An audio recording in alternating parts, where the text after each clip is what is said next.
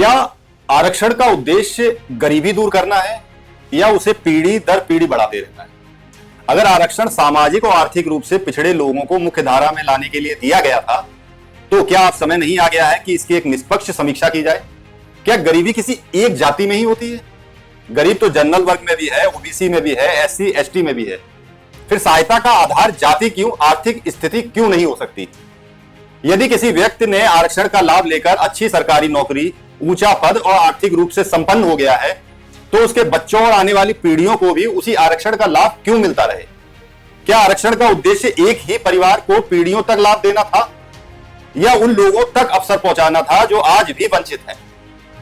क्या एक ऐसा नियम नहीं होना चाहिए कि एक परिवार को आरक्षण का लाभ केवल एक ही बार मिले, चाहे शिक्षा में मिले या नौकरी में, लेकिन बार बार नहीं?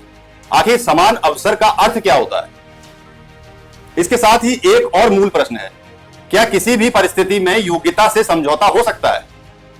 विकसित भारत का सपना तभी साकार होगा जब हर महत्वपूर्ण पद पर सबसे योग्य व्यक्ति पहुंचे। डॉक्टर, इंजीनियर, शिक्षक, वैज्ञानिक, न्यायाधीश और प्रशासक, हर क्षेत्र में योग्यता सर्वोपरि होनी ही चाहिए। दुर्भाग्य यह है कि आज आरक्षण सामाजिक न्याय से अधिक राजनीतिक मुद्दा बनता जा रहा है।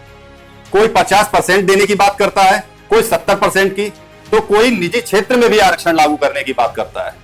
क्या देश की नीतियां वोट बैंक के आधार पर तय होंगी या राष्ट्रहित के आधार पर तय होनी चाहिए?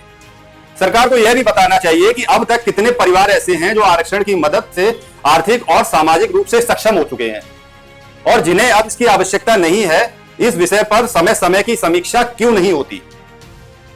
सरकार का लक्ष्य ऐसा मजबूत शिक्षा तंत्र, रोजगार व्यवस्था और बुनियादी ढांचा तैयार करना होना चाहिए कि आने वाले समय में किसी भी नागरिक को आरक्षण की आवश्यकता ही ना पड़े।